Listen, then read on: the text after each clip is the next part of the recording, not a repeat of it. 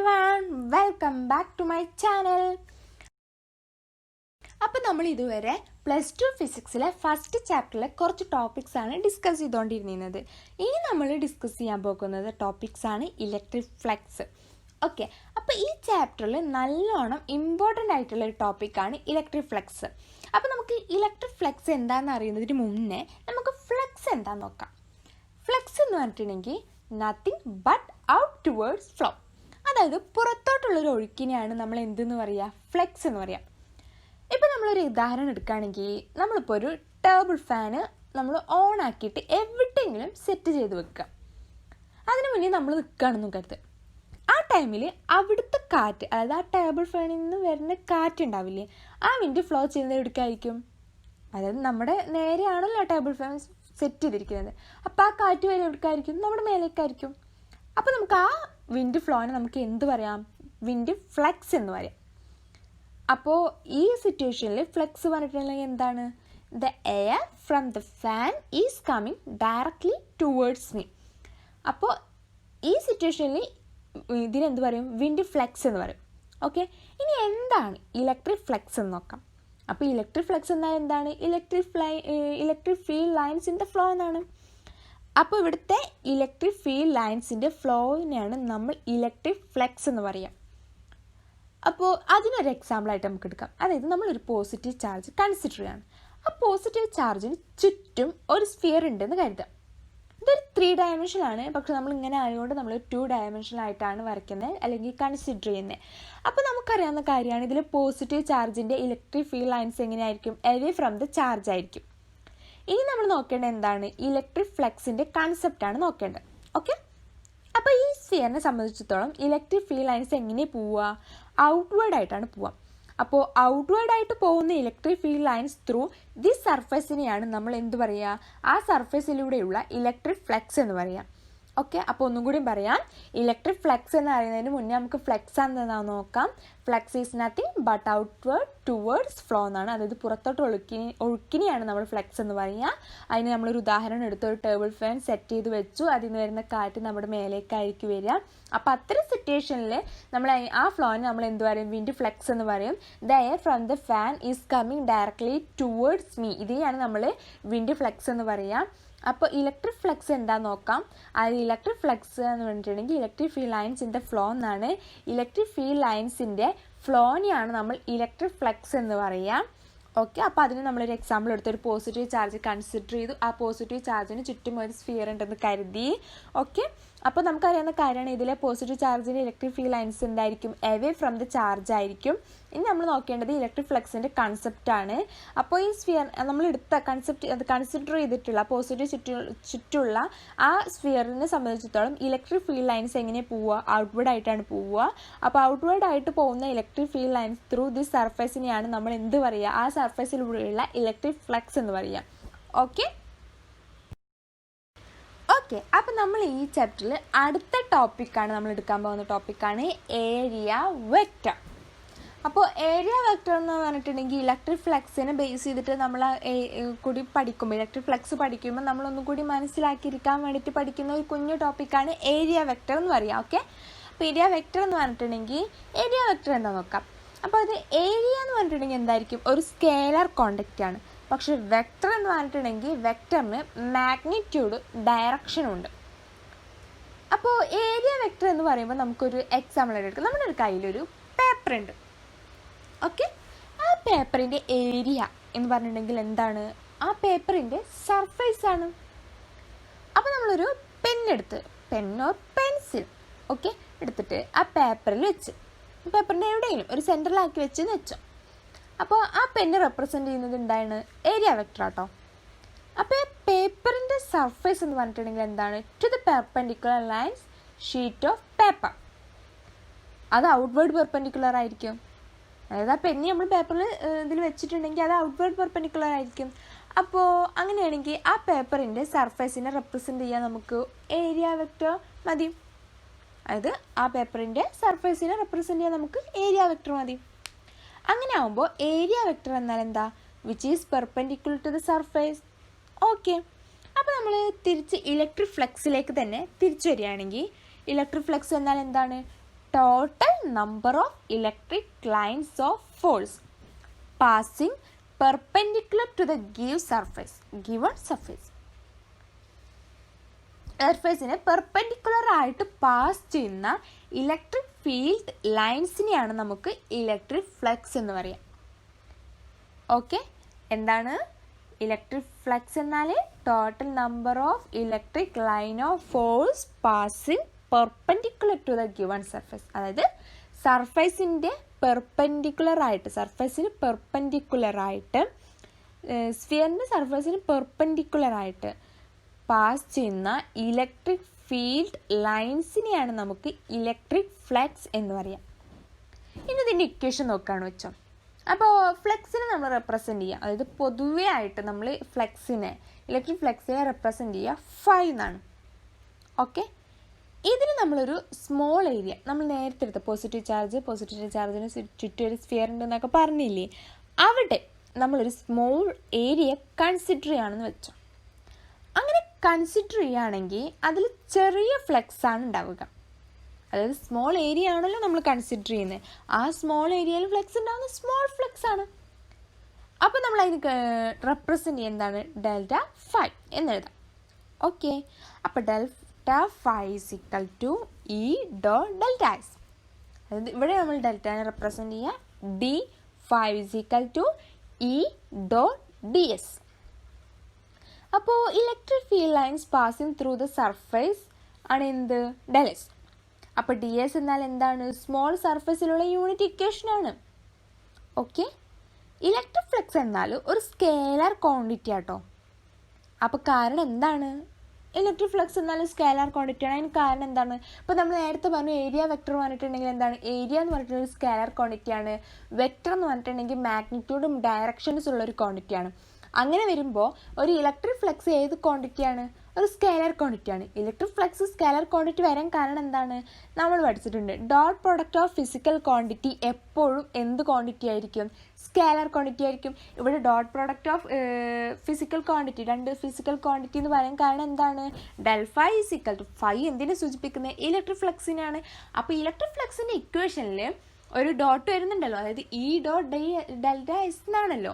അപ്പോൾ dot product of two physical ക്വാണ്ടിറ്റിനെ നമ്മൾ എപ്പോഴും റെപ്രസെൻറ്റ് ചെയ്യുക സ്കേലാർ ക്വാണ്ടിറ്റിയാണ്. അപ്പോൾ ഇലക്ട്രിക് ഫ്ലക്സ് എന്ത് ക്വാണ്ടിറ്റിയാണ്? സ്കേലാർ ക്വാണ്ടിറ്റിയാണ്. ഓക്കെ, അപ്പോൾ നമുക്ക് ഒന്നുകൂടി റിവൈസ് ചെയ്യാം. ഏരിയ വെക്ടർ എന്ന് പറഞ്ഞിട്ടുണ്ടെങ്കിൽ ഇതിൽ പറയാനുള്ള അത്ര ഇമ്പോർട്ടൻറ്റ് ടോപ്പിക് ഒന്നുമല്ല. പക്ഷേ ഇലക്ട്രിക് ഫ്ലക്സ് എന്താണെന്ന് പഠിക്കണമെങ്കിൽ നമുക്ക് ഡീപ്പായിട്ട് മനസ്സിലാക്കി വെക്കണം എന്നുണ്ടെങ്കിൽ നമുക്ക് ഏരിയ വെക്ടർ എന്താണെന്ന് നോക്കാം. ഏരിയ വെക്ടർ എന്ന് പറഞ്ഞിട്ടുണ്ടെങ്കിൽ ഏരിയ ഒരു സ്കേലാർ ക്വാണ്ടിറ്റിയാണ്. വെക്ടർ എന്ന് പറഞ്ഞാൽ മാഗ്നിറ്റ്യൂഡും ഡയറക്ഷനുള്ള ഒരു ക്വാണ്ടിറ്റിയാണ്. ഓക്കെ, അപ്പോൾ നമ്മൾ അതിന് എക്സാമ്പിളായിട്ട് ഒരു പേപ്പർ എടുത്തു. ആ പേപ്പറിൽ സർഫേസ് നമ്മൾ എന്തായിരിക്കും? ഏരിയ ആയിരിക്കും. അതിനൊരു പെന്നെടുത്ത് പേപ്പറിൻ്റെ സർഫേസിൽ ഒരു പെന്നെടുത്തിട്ട് വെച്ചിട്ടുണ്ടെങ്കിൽ അതിന് റെപ്രസെൻറ്റ് ചെയ്യുക ഏരിയ വെക്ടറാണ്. ആ പേപ്പറിൻ്റെ സർഫേസ് എന്ന് പറഞ്ഞിട്ടുണ്ടെങ്കിൽ perpendicular to lines of sheet of paper എന്നാണ്. ഔട്ട്വേർഡ് പെർപെൻഡിക്കുലർ ആയിരിക്കും. ഓക്കെ, അപ്പോൾ ആ പേപ്പറിൻ്റെ സർഫേസ് റെപ്രസെൻറ്റ് ചെയ്യാൻ നമുക്ക് ഏരിയ വെക്ടർ മതി. ഓക്കെ, ഏരിയ വെക്ടർ എന്നാൽ which is perpendicular to the surface. അപ്പോൾ നമ്മൾ തിരിച്ച് ഇലക്ട്രിക് ഫ്ലക്സിലേക്കാണ് വിരിച്ചറിയുകയാണെങ്കിൽ ഇലക്ട്രിക് ഫ്ലക്സ് എന്ന് പറഞ്ഞിട്ടുണ്ടെങ്കിൽ total number of electric line of force passing perpendicular to the given surface. സ്ഫിയറിൻ്റെ സർഫേസിനെ പെർപെൻഡിക്കുലർ ആയിട്ട് പാസ് ചെയ്യുന്ന ഇലക്ട്രിക് ഫീൽഡ് ലൈൻസിനെയാണ് നമുക്ക് ഇലക്ട്രിക് ഫ്ലക്സ് എന്ന് പറയാം. ഇനി ഇതിൻ്റെ ഇക്വേഷൻ നോക്കുകയാണെങ്കിൽ നമ്മൾ നേരത്തെ എടുത്ത ഇക്വേഷൻ നോക്കുകയാണെങ്കിൽ ഇതിനെ റെപ്രസെൻറ്റ് ചെയ്യുക ഫൈ എന്നാണ്. ഓക്കെ, നമ്മളൊരു സ്മോൾ ഏരിയ കൺസിഡർ ചെയ്യുകയാണെങ്കിൽ ഇതിൻ്റെ equation del phi is equal to E dot del S നാവും, അല്ലെങ്കിൽ d phi is equal E dot d S നാവും. ഡെൽ എസ് എന്നാൽ electric field lines passing through the surface എന്നാണ്. D S എന്നാൽ small സർഫേസിലുള്ള unit ഇക്വേഷനാണ്. Okay, അപ്പോൾ electric flux എന്ന് പറഞ്ഞിട്ട് ഒരു സ്കേലാർ ക്വാണ്ടിറ്റിയാണ്. നമ്മൾ നേരത്തെ പറഞ്ഞ പോലെ അത് എന്തുകൊണ്ടാണെന്ന് വെച്ചാൽ dot product of two physical quantity എപ്പോഴും ഒരു സ്കേലാർ ക്വാണ്ടിറ്റി ആയിരിക്കും. ഓക്കെ, അപ്പം നമ്മളിനി അടുത്തെടുക്കാൻ പോകുന്ന ടോപ്പിക്കാണ് goes law. Gauss law electrostatics, ഇത് കുറച്ച് ഇമ്പോർട്ടൻ്റ് ആണ്. ഓക്കെ, അപ്പോൾ എന്താണ് ഗോസ് ലോ എന്ന് നോക്കാം. Gauss law to find the flux through any surface. എന്താണ് Gauss law? To find the flux through any surface. ഏത് സർഫേസിലൂടെയുള്ള ഫ്ലക്സ് കാണാനായിട്ട് നമ്മൾ ഗോസ് ലോ ഉപയോഗിക്കുന്നത്. അപ്പോൾ നമ്മൾ എന്തായാലും ചിന്തിക്കും അത് തന്നെയാണല്ലോ ഇലക്ട്രിക് ഫ്ലക്സ്, അതായത് phi equal E dot d S എന്നും. പക്ഷേ നമുക്ക് ഓരോ പോയിന്റിലെയും ഓരോ ഡിസ്റ്റൻസിലെയും ഇലക്ട്രിക് ഫീൽഡ് കാണാൻ പറഞ്ഞിട്ടുണ്ടെങ്കിൽ ഭയങ്കര ഡിഫിക്കൽട്ടി ആയിട്ടുള്ളൊരു പ്രശ്നമാണ്. ഓക്കെ, ഒരു ഡിഫിക്കൽട്ട് ആയിട്ടുള്ളൊരു കാര്യമാണ്. അപ്പോൾ നമുക്ക് അത്തരം സിറ്റുവേഷനിൽ ഗോസ് ലോ നമുക്ക് ഈസി ആയിട്ട് അപ്രോച്ചാണ് ഉണ്ടാക്കിയത്. ഓക്കെ, അപ്പോൾ ഗോസ് ലോ പറഞ്ഞിട്ടുണ്ടെങ്കിൽ എന്താണ്? ഗോസ് ലോ എന്നാൽ it state that flux through the entire surface or any given surface is equal to change enclosed in the surface charge enclosed in that surface by epsilon 0. എന്താണ്? It states that flux through the entire surface or any given surface is equal to charge enclosed in that surface by epsilon 0. അപ്പോൾ നമ്മളിതിനെ represent ചെയ്യുന്നത് phi is equal to E dot d S is equal to charge enclosed, അതായത് Q enclosed by epsilon 0. അപ്പോൾ charge enclosed surface എന്നാൽ ഏത് surface ആണ് എന്നാൽ അത് ഏത് സർഫേസിലാണോ നമുക്ക് ഫ്ലെക്സ് കാണേണ്ടത് ആ സർഫേസിന് ചുറ്റുമുള്ള ചാർജ് എൻക്ലോസിനെയാണ് നമ്മൾ ക്യൂ എൻക്ലോസ്ഡ് ബൈ എപ്സിലോൺ 0 എന്ന് പറയാം. അപ്പോൾ ഇതാണ് ഗോസ് ലോ. എന്താണ് ഗോസ് ലോ? ഗോസ് ലോ എന്ന് പറഞ്ഞിട്ടുണ്ടെങ്കിൽ it state that flux through the entire surface or any given surface is equal to charge enclosure in that surface by epsilon 0. അതായത് phi is equal to E dot d S is equal to Q enclosure by epsilon 0. Okay, charge enclosure the surface എന്നാൽ ഏത് സർഫേസാണ് നമുക്ക് flex കാണേണ്ടത് ആ സർഫേസിന് ചുറ്റുമുള്ള charge എൻക്ലോസിനെയാണ് നമ്മൾ Q enclosure by, അതായത് charge enclosure by epsilon 0 എന്ന് പറയാം. അപ്പോൾ ഗോസ് ലോ നമ്മൾ എത്ര സിറ്റുവേഷനിലാണ് ഉപയോഗിക്കുക? ഓരോ പോയിന്റിലെയും ഓരോ ഡിസ്റ്റൻസിലെയും ഇലക്ട്രിക് ഫീൽഡ് കാണാൻ ഭയങ്കര ഡിഫിക്കൽട്ടി ആയിരിക്കും. അത്തരം സമയത്ത് നമ്മൾ ഈസി ആയിട്ട് അപ്രോച്ച് ചെയ്യാൻ വേണ്ടി അപ്രോച്ച് ചെയ്യുന്നൊരു സംഭവമാണ്, ഒരു ലോ ആണ് ഗോസ് ലോ. ഓക്കെ, ഇനി അടുത്തെടുക്കാൻ പോകുന്ന ടോപ്പിക്കാണ് കണ്ടിന്യൂസ് ചാർജ് ഡിസ്ട്രിബ്യൂഷൻ. അതിൽ 3 കുഞ്ഞു ടോപ്പിക്സാണ് നമ്മൾ പഠിക്കാൻ പോകുന്നത്. അപ്പോൾ അതായത് ചാർജ് ഡിസ്ട്രിബ്യൂഷൻ കണ്ടിന്യൂസ് ആയിട്ടാണ് എന്നാണ്. ഓക്കെ, കണ്ടിന്യൂസ് ചാർജ് ഡിസ്ട്രിബ്യൂഷൻ പറഞ്ഞാൽ ചാർജ് ഡിസ്ട്രിബ്യൂട്ട് ചെയ്യപ്പോഴും കണ്ടിന്യൂസ് ആയിട്ടായിരിക്കും.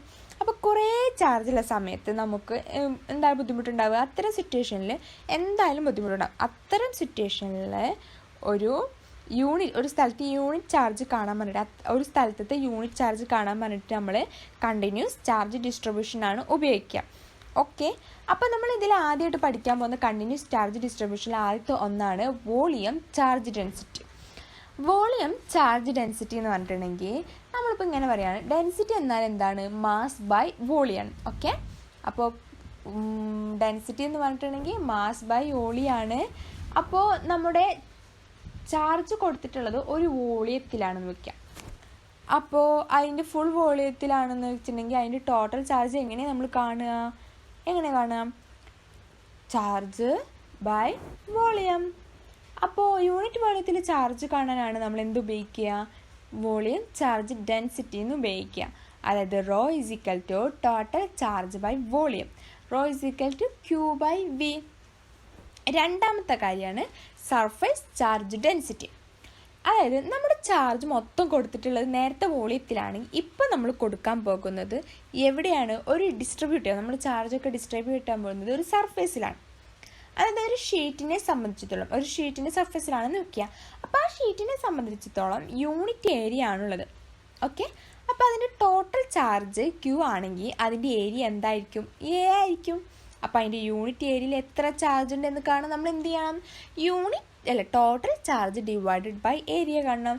അപ്പോൾ ഈ സർഫേസ് ചാർജ് ഡെൻസിറ്റിയിൽ നമ്മൾ റെപ്രസെൻറ്റ് ചെയ്യുക sigma is equal to total charge by area Q by A. മൂന്നാമത്തെ ടോപ്പിക്കാണ് linear charge density. Linear charge density പറഞ്ഞിട്ടുണ്ടെങ്കിൽ ഇവിടെ ചാർജ് ഡിസ്ട്രിബ്യൂട്ട് എവിടെയായിരിക്കും? ഒരു ലെങ്ത്തിലായിരിക്കും. ആ ലെങ്ത്തിൽ ചാർജ് ഡിസ്ട്രിബ്യൂട്ട് ചെയ്യാൻ വെരി ഈക്വൽ ആയിട്ടായിരിക്കും. അപ്പോൾ യൂണിറ്റ് ലെങ്ത്തിലുള്ള ചാർജ് കാണാൻ നമ്മൾ എന്ത് ചെയ്യണം? Total charge by length. അപ്പോൾ ഇവിടെ ഡിനോട്ട് ചെയ്യുക lambda is equal to total charge by length, അതായത് ക്യൂ ബൈ എൽ. അപ്പോൾ കണ്ടിന്യൂസ് ചാർജ് ഡിസ്ട്രിബ്യൂഷൻ എന്ന് പറഞ്ഞാൽ ചാർജ് ഡിസ്ട്രിബ്യൂട്ട് എപ്പോഴും കണ്ടിന്യൂസ് ആയിരിക്കും. അത്തരം സിറ്റുവേഷനിൽ, അതായത് നമുക്ക് കുറേ ചാർജുള്ള സമയത്ത് നമ്മൾ ഒത്തിരി ഇടങ്ങാറാവും. അത്തരം സിറ്റുവേഷനിൽ നമുക്കൊരു സ്ഥലത്ത് യൂണിറ്റ് ചാർജ് കാണാനാണ് നമ്മൾ കണ്ടിന്യൂസ് ചാർജ് ഡിസ്ട്രിബ്യൂഷൻ ഉപയോഗിക്കുക. അതിൽ 3 ആപ്ലിക്കേഷൻസ് നമ്മൾ പഠിച്ചത്: volume charge density, surface charge density, linear charge density. Volume charge density എന്ന് പറഞ്ഞിട്ടുണ്ടെങ്കിൽ ഒരു ചാർജ് ഡെൻസിറ്റി ഒരു ഡെൻസിറ്റി എന്ന് പറഞ്ഞാൽ മാസ് ബൈ വോളിയാണ്. ഇതിൽ ചാർജ് മൊത്തം കൊടുത്തിട്ടുള്ള ഒരു വോളിയത്തിലാണ്. ഇംഗ്ലീഷ് നമ്മളൊരു ബോളൊക്കെ നോക്കുക വെച്ചെങ്കിൽ അതിൻ്റെ ചാർജ് മൊത്തം കൊടുത്തിട്ടുള്ളത് ആ ബോളിൻ്റെ വോളിയത്തിലാണെന്ന് വെക്കുക. അപ്പോൾ അതിൻ്റെ ടോട്ടൽ ചാർജ് എന്ന് പറഞ്ഞിട്ടുണ്ടെങ്കിൽ അതിൻ്റെ ടോട്ടൽ വോളിയത്തിലുള്ള ചാർജ് കാണാൻ നമ്മൾ എന്ത് ചെയ്യണം? ടോട്ടൽ ചാർജ് ബൈ വോളിയം എടുക്കണം. അതായത് rho is equal to Q by V is equal to total charge by volume. രണ്ടാമത്തെ ആപ്ലിക്കേഷനാണ് സർഫേസ് ചാർജ് ഡെൻസിറ്റി. അതായത് നമ്മുടെ ചാർജ് കൊടുത്തിട്ടുള്ളത് ഒരു സർഫേസിലാണ്. അതായത് ഒരു സർഫേസ് ആണ് ഒരു ഷീറ്റൊക്കെ. ഒരു ഷീറ്റിനെ സംബന്ധിച്ചിടത്തോളം യൂണിറ്റ് ഏരിയ ആണുള്ളത്. അപ്പോൾ അതിൻ്റെ ടോട്ടൽ ചാർജ് എന്ന് പറഞ്ഞാൽ ക്യൂ ആണെങ്കിൽ അതിൻ്റെ ഏരിയ എ ആണെങ്കിൽ യൂണിറ്റ് ഏരിയ ചാർജ് കാണാൻ എങ്ങനെയാണ്? Total charge by A area. അതായത് sigma is equal to Q by A is equal to total charge by area. മൂന്നാമത്തെ ആപ്ലിക്കേഷനാണ് ലീനിയർ ചാർജ് ഡെൻസിറ്റി. അതായത് ഇവിടെ ചാർജ് ഡിസ്ട്രിബ്യൂട്ട് ഉള്ളത് ഒരു ലെങ്ത്തിലാണ്. അവിടുത്തെ ലെങ്ത്തിലുള്ള ചാർജ് എപ്പോഴും എങ്ങനെയായിരിക്കും? ഈക്വൽ ആയിട്ടായിരിക്കും ഡിസ്ട്രിബ്യൂട്ട് ചെയ്യുക. അപ്പോൾ ഇത്തരത്തെ സിറ്റുവേഷനിൽ ഈ ലെങ്ത്തിലുള്ള ചാർജ് കാണാൻ നമ്മൾ ഉപയോഗിക്കുക ടോട്ടൽ ചാർജ് ബൈ ലെങ്ത്ത്. അതായത് lambda is equal to Q by L is equal to total charge by length. Okay, thank you.